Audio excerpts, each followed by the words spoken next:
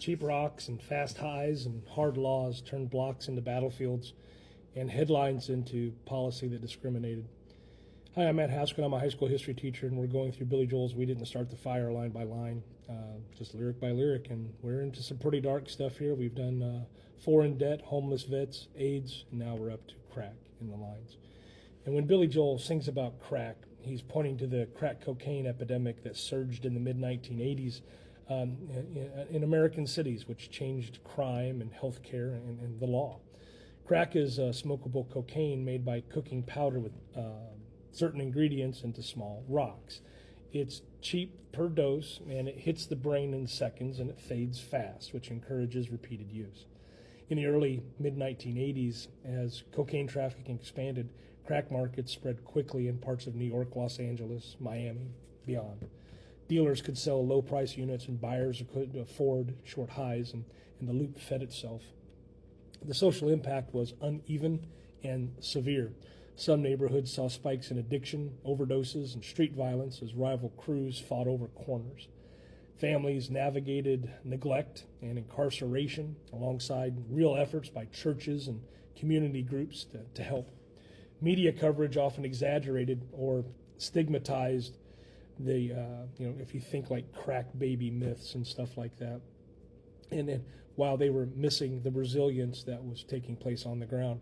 Meanwhile, public health systems scrambled to offer detox and counseling, harm reduction in an era that often funded punishment more than care. Policy arrived fast and hard. The Anti-Drug Abuse Acts of 1986 and 1988 created new grants for enforcement and treatment, but also mandatory minimum sentences with a 100-to-1 crack to powder cocaine ratio in federal law. That disparity sent many people, disproportionately Black and Latinos, to prison for long terms on small quantity crack convictions, while powder cases drew lighter penalties, which tended to have more white folks involved there. States began to adopt similar rules to the federal laws, and the combination of aggressive policing and sentencing built a prison surge that shaped, the U.S. justice policy for decades. Over time, research and advocacy shifted the frame.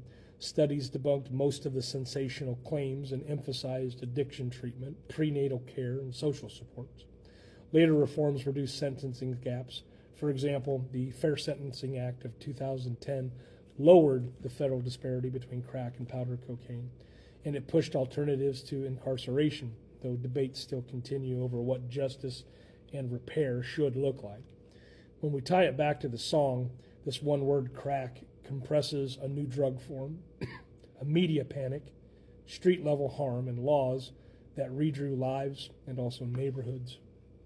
And the reason why it matters, crack explains how markets, media, and policy can interact to amplify harm, and why treatment plus opportunity works better than fear alone.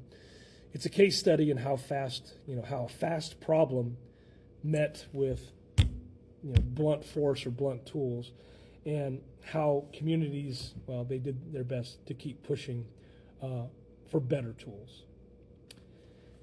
If you enjoyed this episode, or if this episode was informative, that's been kind of the goal, to explain away the parts of the song, and we're slowly running out of stuff to talk about here as we get closer to the end.